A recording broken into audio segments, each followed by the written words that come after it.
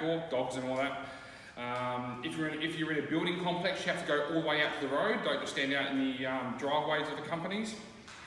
Alright, so go through. So what Star Express do? So Star Express do bond cleaning, regular cleans, office cleaning, lawn and garden services, carpet cleaning and pest control, and they do different types of cleaning. So some years will do regular cleans, like regular house cleans, fortnightly, monthly, offices and bond teams. And they generally cater for families, the elderly, NDIS and private houses and corporate offices, etc. So what Star Express will do for you is they'll keep you informed of any events and activities that affect your work. They'll encourage you for your ideas and inputs and thoughts to making improvements. Listen to your concerns and problems and act in a fair and appropriate manner to provide a safe working environment which complies with WHS legislation, to provide an appropriately maintained equipment for all tasks for you to perform, to comply with affirmative action legislation and anti-discrimination legislation, to provide ongoing training and promote personal development and growth, to provide safe and a motivating atmosphere to work in, and provide ongoing WHS training, refresher training when it's required, and they will be providing newsletters and articles. As a worker, you've got a few responsibilities. You need to fulfill your work order or role or the task you'll be given to your best requirements. Except by issue, so all the work orders come via GeoOp, don't they? Yeah, so on your GeoOp you'll get your work order for the jobs for today, and on there will be all the tasks that they want you to complete, and obviously make sure you go through them one by one, make sure they're all done, and then tick complete when they're finished. If you're unsure of any of the work on the work order, you just need to ring the office and double check, because if it's worded wrong, like customer wants a tree trimmed, and like, all right, no worries, which tree? So you need to make sure you find out from the customer or the office, because if you go and trim this tree that's been there for 100 years and the customer cracks it, it's going to take a long time for it to grow back. So you just got to make sure, especially for the gardeners, when you do something, when you trim trees and stuff, it's actually what the customer requires.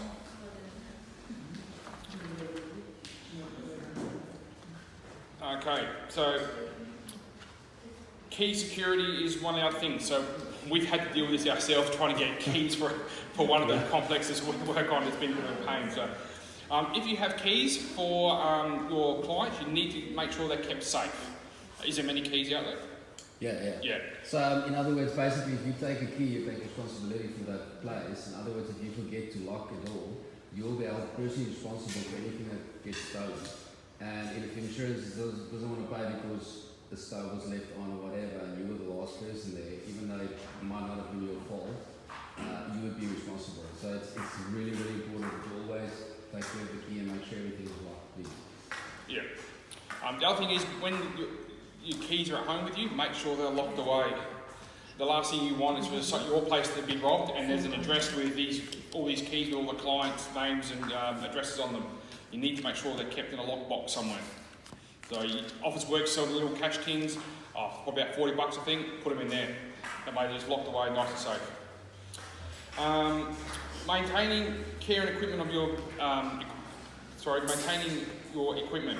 So it's your responsibility to make sure that your equipment is maintained. So if that's, if the cleaners, if your vacuum cleaner, if the cord is frayed, you need to get it fixed.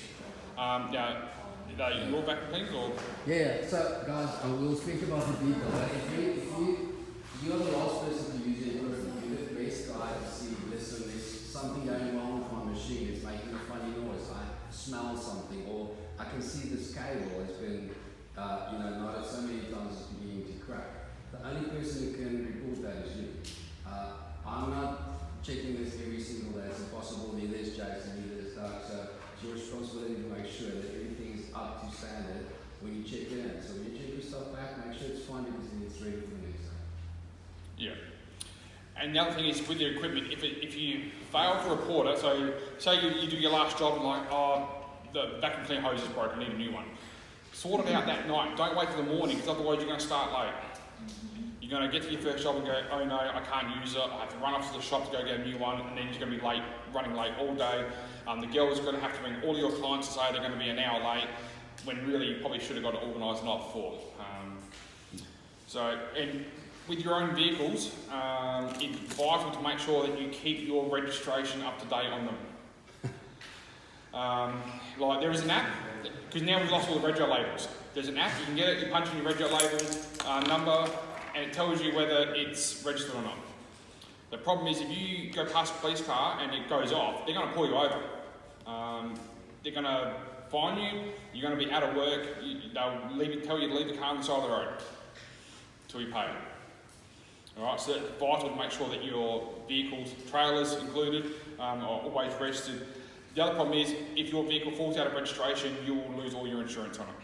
So if you have an accident when it's not registered, you're paying for it, and I would hate to think someone's going to hit a Mercedes, because that's normally the way it works out. So, alright, mobile phone policy. So Neil's probably going to have to go through this a little bit more, because every business is going to have a slightly different policy. Like our policy is no personal phone calls at work, but they need to have it on, and they need to have the geo op on to make sure we know where they are at all times. Yeah. So just it's common sense, guys. If the cleaner specifically, if they don't charge your phone in people's house, please make sure your phone's charged beforehand.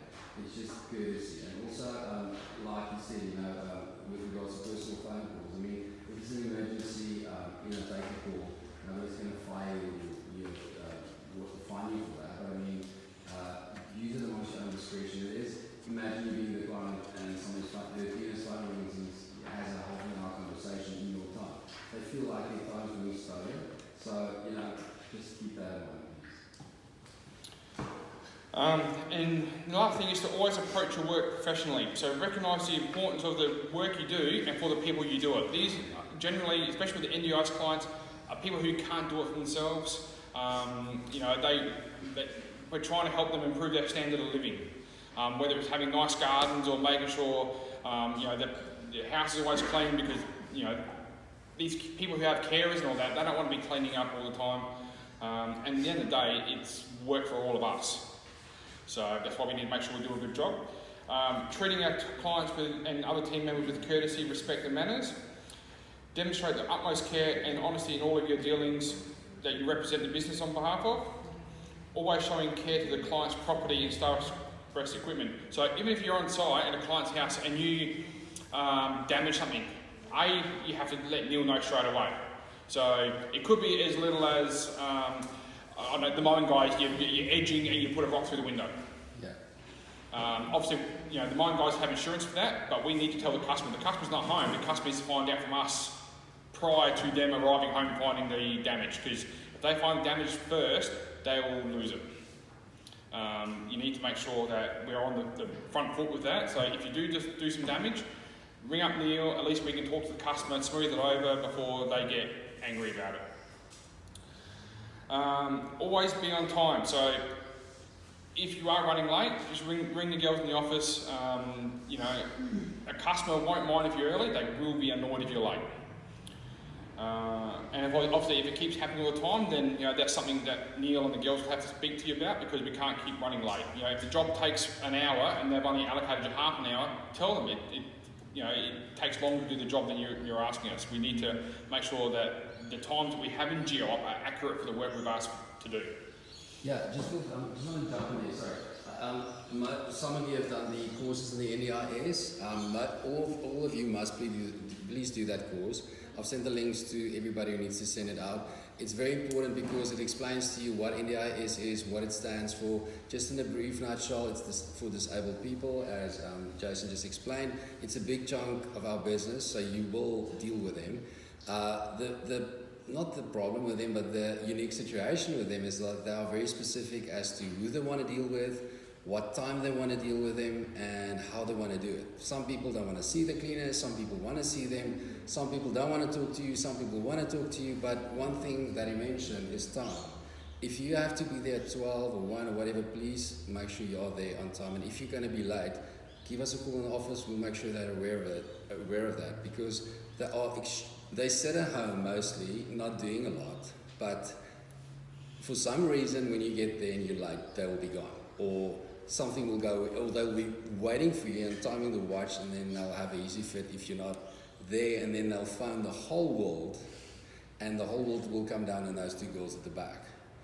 So it's just, yeah, they're very time specific, please. So please be aware of that. And the NDI course, I know it's a long time. It's all these little videos that you've got to watch, and you're going to answer a few questions. It's very good to see that. It's valuable for yourself just to understand the systems better. It's really enlightening, and it explains the whole NDIS system much better than we can do off paper. So please do that course and make sure you're familiar with it. All right. Yeah. Yeah. And one last thing, no smoking, chewing, drinking other than water, or eating is permitted on shift or in uniform in front of clients or on the premises. Very important to make sure that when you're there to work. Obviously, if you're thirsty, you need water, that's fine. Don't bring in an iced coffee, don't bring in a hot coffee, don't bring in a rum and coke.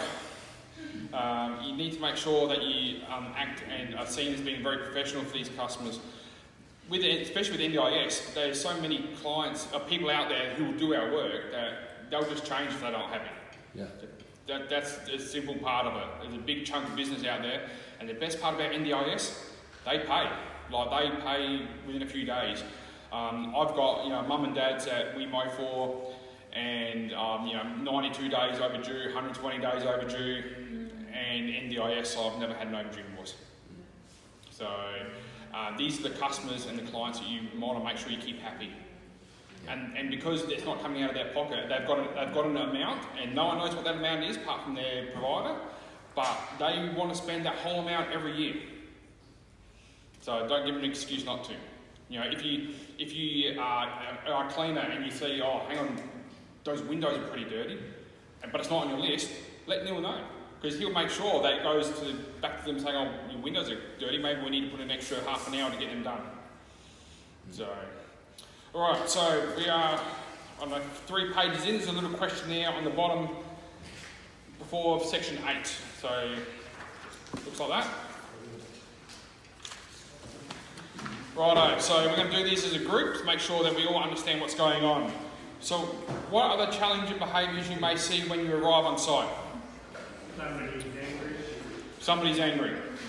Why are they angry? Why could they be angry? Late. Yeah, that's generally your main reason why customers get angry. You're late. Yeah. Right. What else is there? Come on, guys. You're out in the field. You must know this. Well, you must experience this. Why are people angry when you arrive on site? Apart from if you're late. Or something that in their lives. That's right. Right. Exactly right. So especially when you're dealing with NDIS, these carers have a lot of stress and a lot of stuff going on in their life. Right. They may be angry.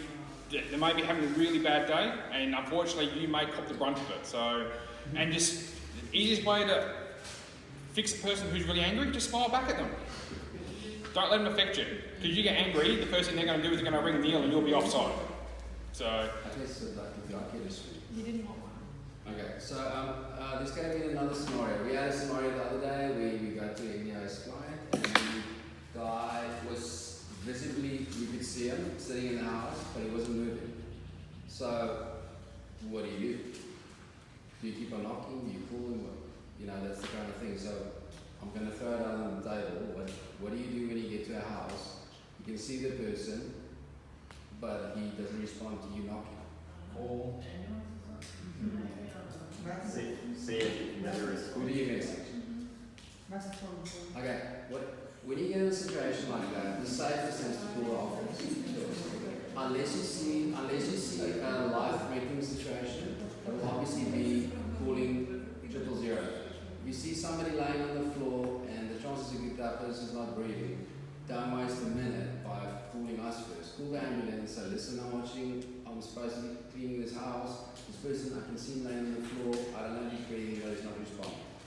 Then you call the office. Okay. If you see a guy that's moving around, he doesn't hear you, he doesn't want to hear you, because some of them does not want to hear you, just call Jamie or Neve or myself.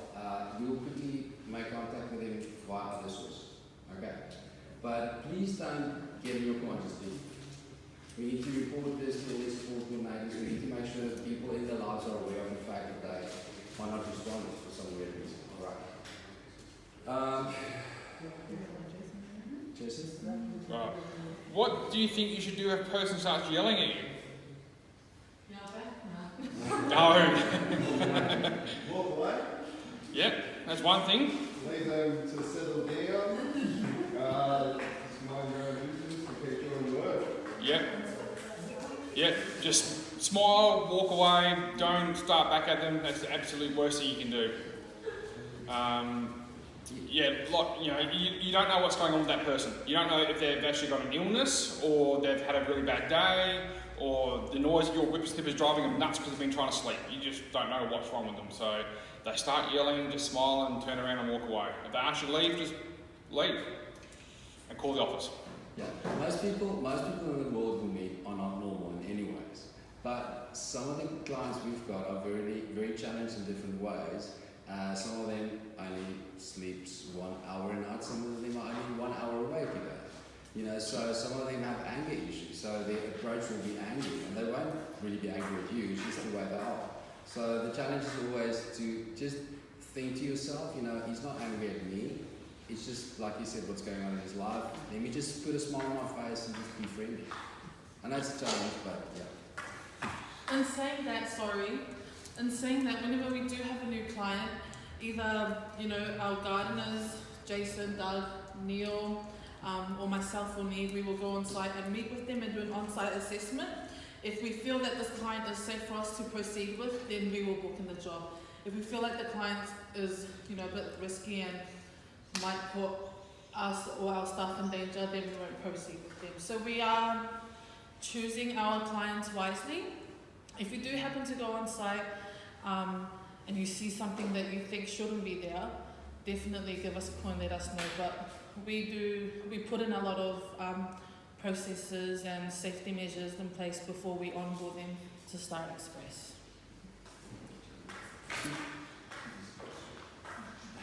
Alright, the next one is, what do you think you should do if a person starts crying? The absolute opposite end of the scale. Yeah. Yeah. What did you say, Nisha? Try to make them calm and ask them what's wrong. Yeah. Yeah, whatever you do, I mean, I know it's hard and they're crying, don't give them a hug. Because in this day and age, someone else sees it, you'll be reported for something. Yeah. Don't give them a hug. Don't give them a hug. It's really hard. You know, if they're you know, crying because they've got a big workload on, you know, we have it sometimes that a customer, they've got an inspection coming up tomorrow and they've called us the last minute because everyone else has failed them, so they've called us and they're stressed and like, you know what, don't worry, it's right, we'll sort it out. Who's paying for it? And they go, oh, Dad is. No worries. So we'll call Dad, get the approval to get more work done. And they go, it's right, it's sorted out, don't worry about it. You know, if they're stressed out, say, look, I'll call the office, see what we can do. And you give them a call, say, look, she's really stressed out because of this.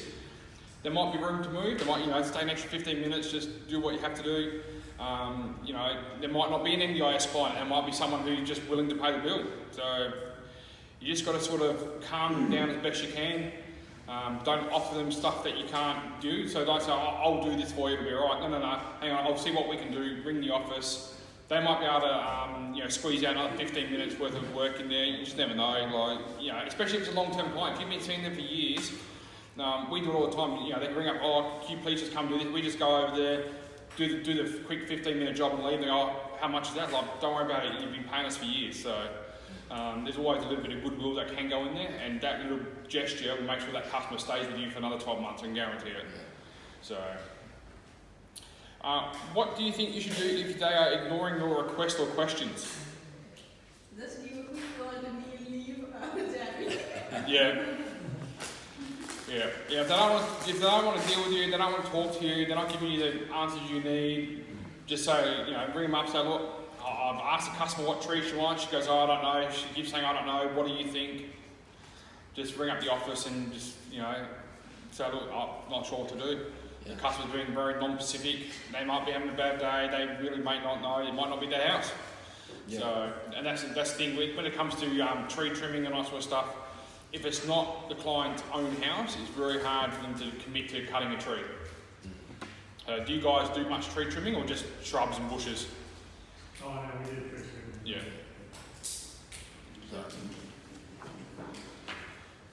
All right. Guys, before we go on, just with regards to the clients, guys, I always say to my team as well that we, Nisha, I say to my team that we create happy spaces. There's nothing nicer than coming to a house that's clean or walking into your garden and it's nice. I mean, it's not only you cleaning their garden, it's you uplifting their spirits, giving them something nice to look forward to. It's a nice feeling, and you create that. So never underestimate the value that all of you and all of us bring to the table. We enrich people's lives, and you must always look at it that way. And it is challenging.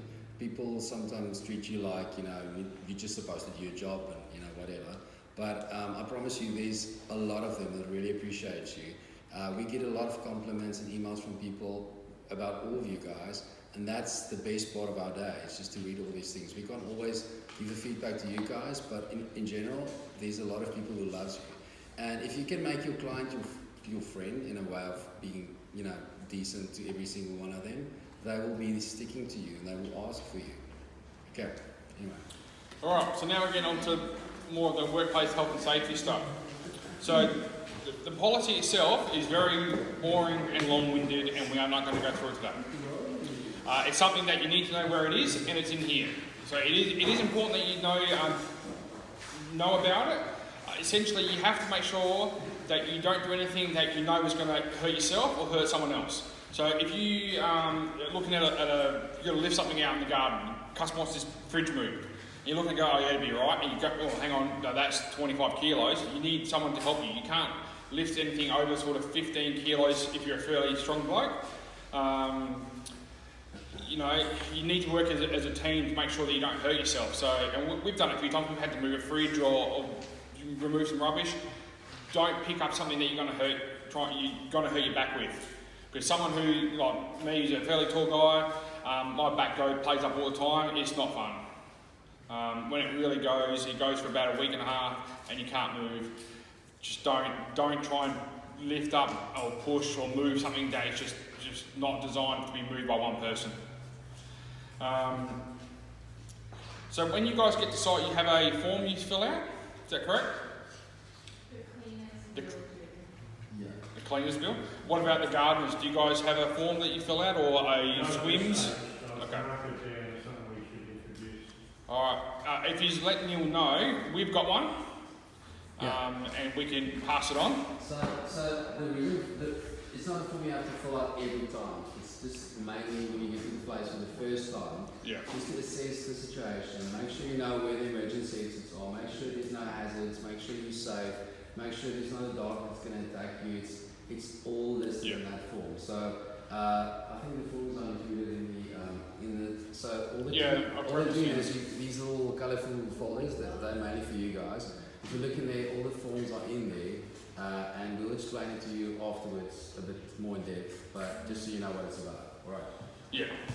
So it's important if you're going to a job for the first time that you do realise what your risks are at that job. So whether it's staircases, whether it's a dog, gardener's best friend. Yeah. Our guys went to a job yesterday that it wasn't for Star Express. They went to a job and they like gutter cleaning, easy job. Get off the roof, high pressure hose, but the tap's out the back, and so is the big bull mastiff. So yeah, so we just need to make sure that we identify any dangers when we arrive on site. And even if that's like, for the mower guys, there's lots of rocks in the grass. It's generally not up to us to clean up the garden's mess. That's a client's responsibility to make sure that the lawn can be mowed. Unless that's built into their price or their quote, some is, some isn't. If you can't do your job safely as it's been described for you to do, then we don't do it. Simple. I don't know, what's your rules on when it comes to dog shit? Well, you don't have to pick up dog shit. That's our rule.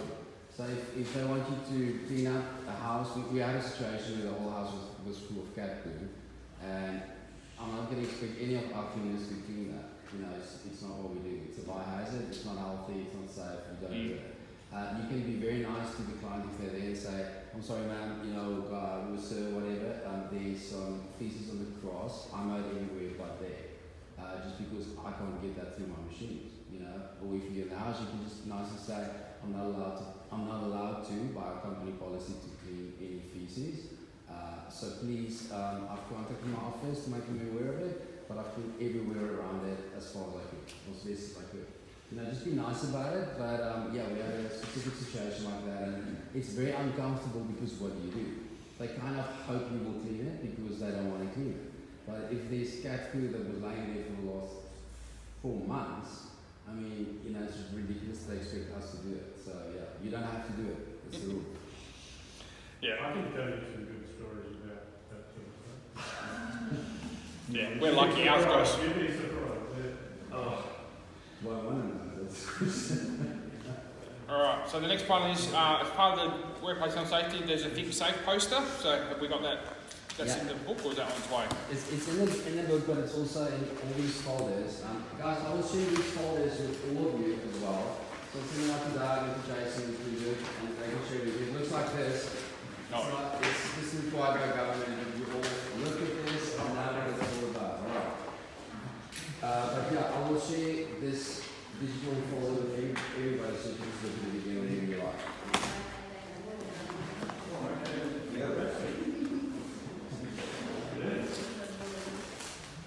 Yeah, so the reporting procedure for hazards. So there's a hazard report form in your folder, is there, Neil?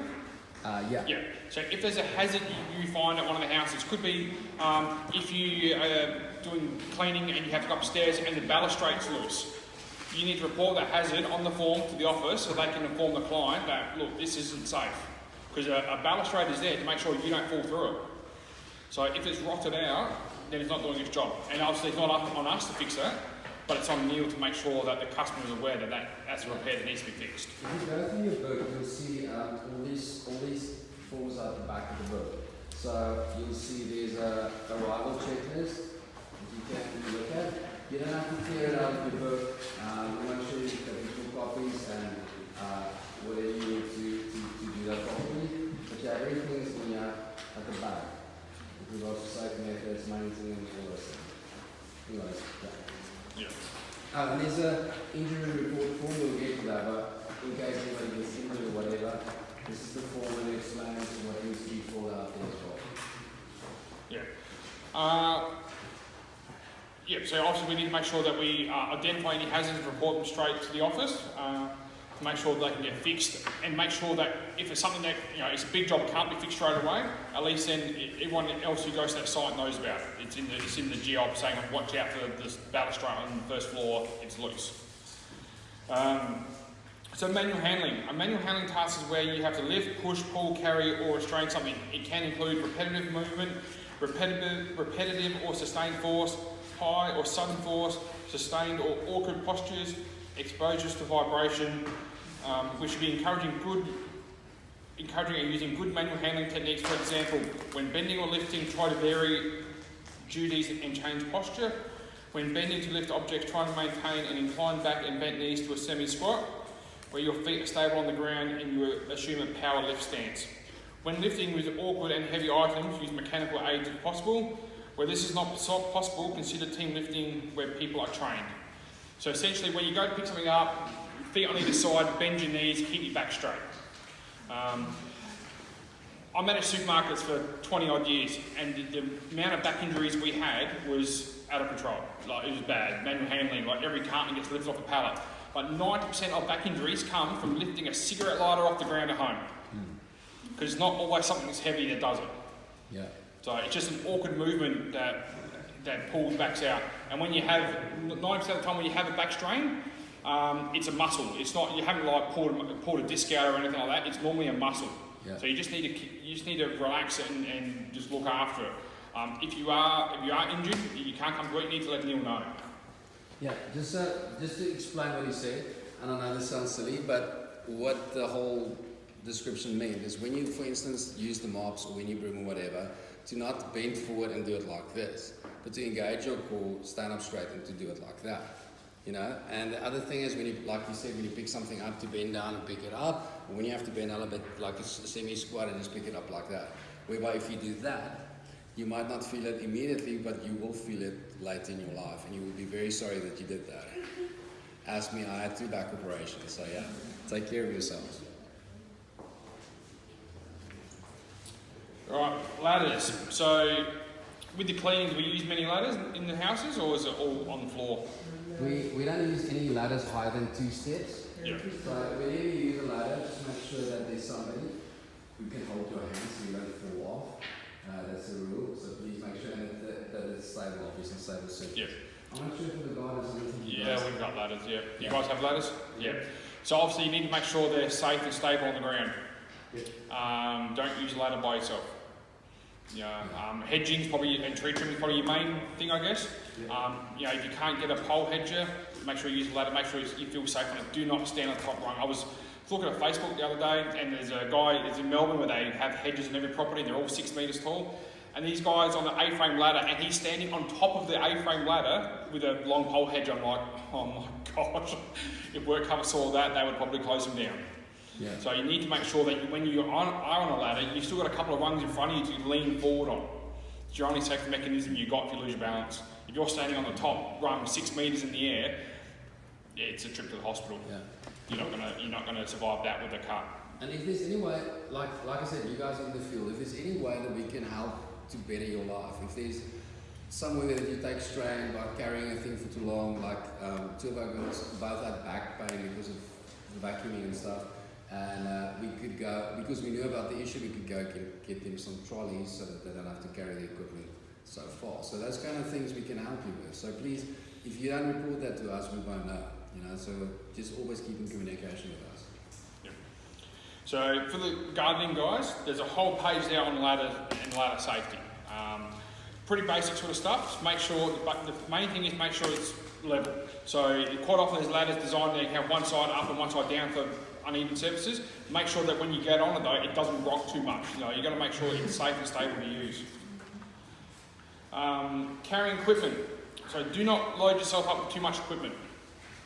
So when you're unloading your car or your utes, you know, you've got one thing in this hand, you've got something under here. If you have to make 2 or 3 trips, make 2 or 3 trips. It's when you're carrying stuff that's awkward. So if you've got, you know, a jerry can on this arm, you've got your hedger in this arm, you've got your whip snipper in this arm, you're trying to push the mower with your gut, it's just do 2 trips. You will save yourself later on. Working with electrical equipment. So those of you who have plug-in equipment, are they all test and tagged? Mm-hmm. What about you guys, the gardens? So not plug-in, it's battery. Yeah, correct. Yep, so the easiest way to get around that law is to have battery equipment. Yeah. Because only your battery charger needs to be test and tagged. Alright. Yeah, it's also only valid for a certain amount of time, I think 6 months or a year if you like, yeah, I don't know. But 12 months, yeah. 12 months, yeah, but please, you guys that takes the vacuums away sometimes, I don't see it a lot, you know, I can't check it for you. So make sure the night before, the day after, you know, make sure the dates are fine, make sure it's tested and tagged, and if not, let me know as soon as you can so we can fix it. Yeah. Right. No home jobs on electrical equipment. Yeah. Yep, so if it needs to be fixed, it needs to be fixed by an electrician. Yeah. It'd be right, just cut it off, put a new plug on it. You know, that's, you know, the thing my old man does all the time, so yeah, frustrating.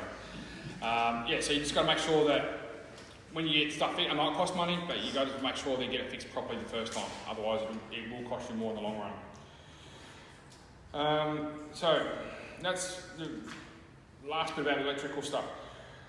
Consultation with our workers. Star Express will initiate consultation with our workers when on-site WHS training are conducted periodically, risks to health and safety arise, an assessment of past risks are reviewed, decisions are undertaken to eliminate control risks, decisions are made about the accuracy of facilities and the welfare of workers, and there are changes for the work premises, systems of work methods, and substances or plant used at work. So every now and then these policies change, especially when it comes to NDIS. You know, it's a bit like the COVID thing, it changes like every hour. So at the moment with the COVID, you know, we've all had to do that COVID course from Aspen Medical, so we understand we're having limited contact with clients. You know, I don't know what you guys were like, but you know, our guys, you know, they knock on the door and they wave at the customer, and that's pretty much all the contact they have with them. Obviously, as things change, we need to get updated. So, Neil, if there's a policy change, Neil will be sending you a copy of the policy for you to review. If it's a serious policy, like if it's a big change, he will send off with a sign off for you to make sure it comes back, so he knows that you've read it and understand it. The most important thing is with all these sign offs, don't sign them unless you understand it, unless you really understand what it means. Because if it's so important that we need to make sure that you know that you have it and it needs a sign off, it's obviously something really big, like, you know, coronavirus would have a sign off now. If you're in Melbourne, so if you're in Melbourne, you can't even work. There's a whole heap of gardeners that are just out of work at the moment because they're not even allowed to go to site. Yeah, exactly. We're in a fortunate position that we can separate work ourselves, and please be thankful for that. And that's when I ask please do these courses, it's not to be a pain in your butt, but to make sure that we're all familiar with the processes. So the two courses that all of you must do is please the COVID course and the EIS course. I've sent the links to all your superiors, and they need to send it out to you guys so you can do it, please. With regards to Corona, there's for our clients inside there's a whole Corona schedule, you know, like a newsletter version of what you should do, what you shouldn't do. I'll also make sure that's on the folder that I'll share with everybody, so you can go on digital and read through it again if you like, but it's also part of the code course. But like Jason said, the main thing is keep your distance, don't cough in somebody's face. If somebody's sick, don't go in the house, don't approach them. If you feel threatened by getting to a house where people coughing or sound sick, you don't have to go in. You just call the office and say, sorry, I don't feel comfortable by working today because this person sounds really sick. Alright. And sanitize, Safe work statement. We briefly went through that before. Only have to be filled out once, but every property needs a safe work method statement done for it. So when you have a new client for the first time, with the cleaners, do you guys do them yourself when you go do the quote? just repeat that, sorry, Jason. The SWIMS, the safe work method statement.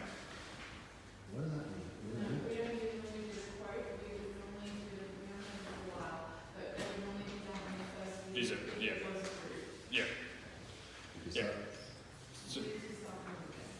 So, SWIMS, yeah. So as the business gets bigger and bigger, these things need to be done, and they will get checked by work cover, insurance companies, all sorts of stuff. And the bigger companies require it as part of their processes to make sure that you're covered while on their sites. So if we get it all done now, how many staff you got now, Neil? Well, about 63. Yeah, so if we get it all sorted out now, it becomes just part of the process. When we've got 50, 60, 70, when you go into that next bracket, when the laws become really serious on your compliance, it's just part of how it works. Material safety data sheet. So you need to carry with you at all times the material data sheets for the products that you use. Yeah, so cleaners, it's all been summarized in this book at the back, and it's also been summarized in the folder. Yeah, it's all in these books, but it's also in the folder, the digital folder that I was sharing with you guys. You can check it out there. There's a summary of everything, so it should be pretty clear. I don't know how you guys work with your... our guys are on the back of the cars. What do you have in yours? Don't have any at the moment. No, So that's right. if you've got generic stuff, or are you... Generic, fairly generic. We use the same products all the time, so Well, that'd be good if we can you send them pass through. that through the deal, that'd be Yeah. fantastic. Yeah. Also, especially gardeners, the cleaners stuff is sorted, but if you guys do use any kind of poison or weed killers or whatever, I'm not familiar with the whole process, please make sure there's a label on the bottle. If they ever catch you without a labeled bottle, they can close our business immediately. So that's one really important thing, please. I wanted to add. Thanks. Yeah, personal protective equipment. So for the cleaners, gloves. What else have they got for the cleaners? So gloves, cleaners, we've got, if you work in a danger zone, you'll get one of these glasses. So one of our cleaners are working in a lab, they're going to clean, so they'll wear these special glasses. Other than that, it's just the gloves. But if you feel unsafe once again, and you feel like you want to add some stuff like an extra jacket or whatever the scenario might be, just speak to us. In offices we have masks, like the medical mask, Oh, yeah. as well as disposable aprons. If you're going into anywhere that you feel like that it's biohazardous, for the cleaners, we have those aprons that you can dispose of at the job so that your clothes aren't getting dirty. Yeah, and obviously for the gardeners, what do you guys got? Steel cap boots, Yeah. safety glasses. Yeah. Ears, earmuffs, Yeah, hats, gloves. yeah, yeah. How many of you guys got employees, or is it just yourselves? Just, you got employees? Oh, yeah. Yeah, so just make sure that, you've got sunscreen, especially in summer. Lather it on every couple of hours because, you burn real quick.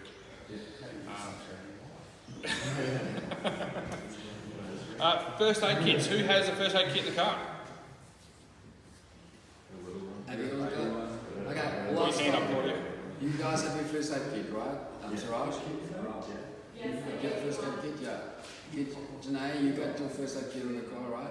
Alright, we'll talk about the first aid kit later. But you must always have it with you, please. You're right.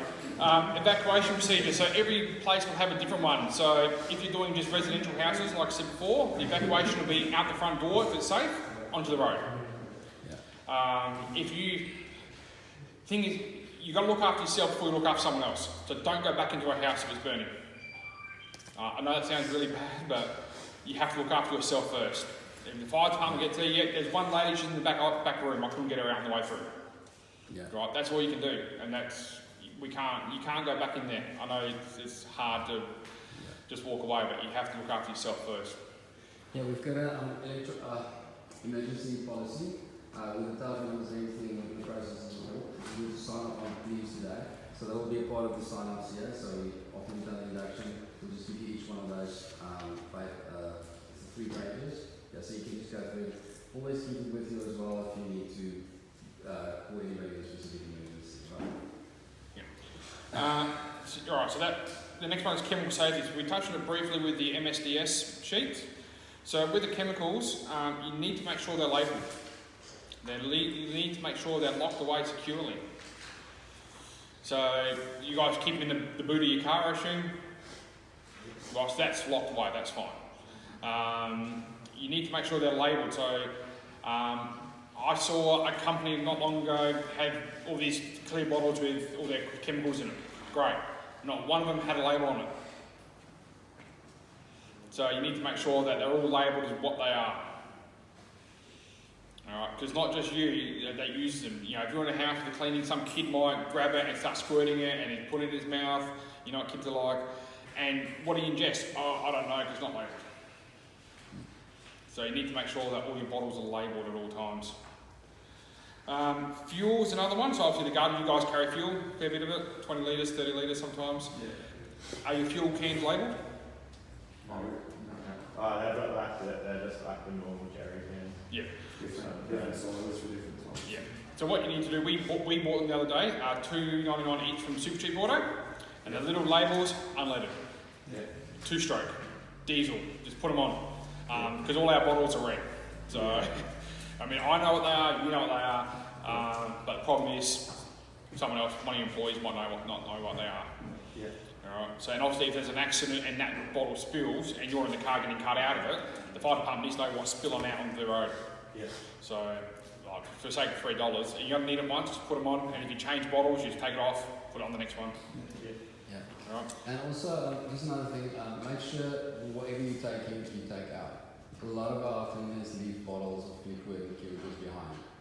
Not only is that a loss for the company because you have to buy new stuff all the time, it's also a hassle. If, like you said, if a kid drinks it or puts it in the dog's water and they die, you'll be held responsible for that. So don't do that. Make sure you count the stuff you take in and take the same amount of bottles out, whatever you use. Yeah. Safety power equipment. So that could be garden equipment, drills, even vacuum cleaners. You can't bypass safety equipment on a piece of equipment. So what's the safety guards that we have on mowers have blade brakes now. So you let go of the brake, the whole engine cuts out. What one of my employees was doing was getting a hair tie and tying them up so he didn't have to turn the mower off every time he emptied the catcher. Can't happen. You need to make sure that the equipment is used how it's designed to be used. It's too easy for someone to, even one of your employees, when they're a bit tired, they clean out the mower, because the mower they normally use has a blade brake on it, and they put the hand in and forefingers gone because the mower's still running. You need to make sure if it's designed to stop when you empty it, you stop it. So do you guys have blade brakes or anything like that, or engine brakes, so the whole thing just cuts out when you let go? Yeah. So, working above 2 metres. So obviously the cleaners don't really do that. You guys will do that a little bit. Do you guys have a height limit you work to? Yeah, we don't usually work above 2 metres. We got the ladder, but we usually under 2 metres. Yeah. So for our guys, what's your rules, Doug? What's your height limits for working at? Look, we do a whole thing just as gardening, so we do garden cleanings and all that sort of stuff. Yeah. Trying to get into, so it's really about having somebody train up on that and That's the right. appropriate ladder and all those sort of things. So. Yeah. So I know for our business, our insurance doesn't cover over 4 metres. So you're trimming a tree that's more than 4 metres high, it falls in the house, no coverage. So it's something you guys got to look at. Even though you're cutting it 2 metres tall, if it's a 6 metre tree and it falls and damages the house, you won't be covered. Yeah. So,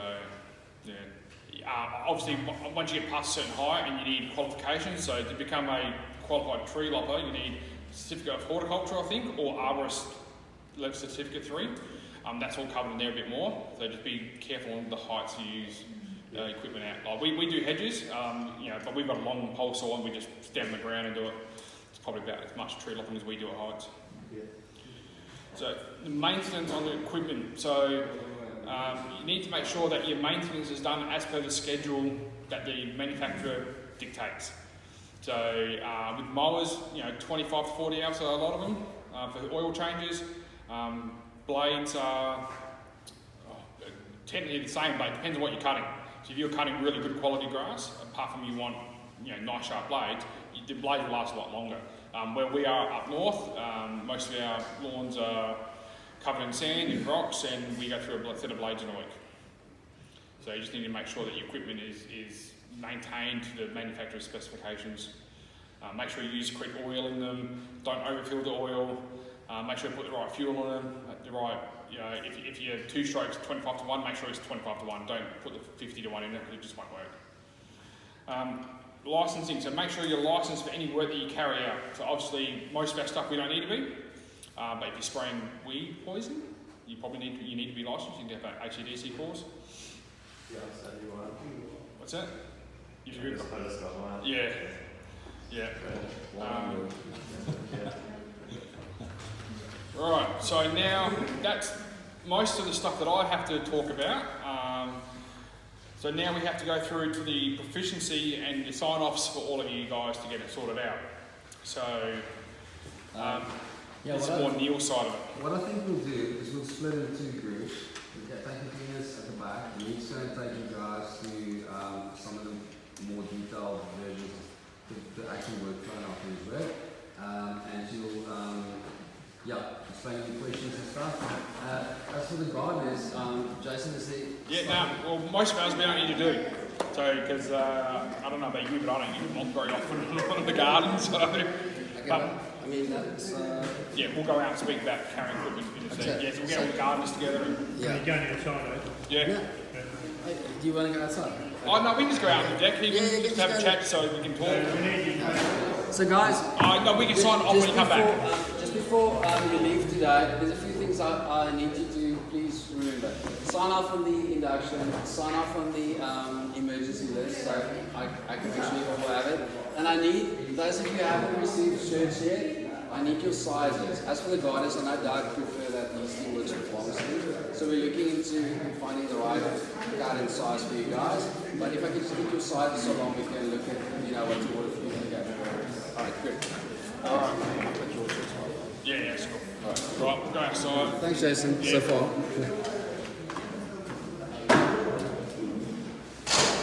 Oh, neat. Guys, the cleaners, can you come on this side? Sorry, otherwise we'll have to carry everything that side. There's enough chairs there.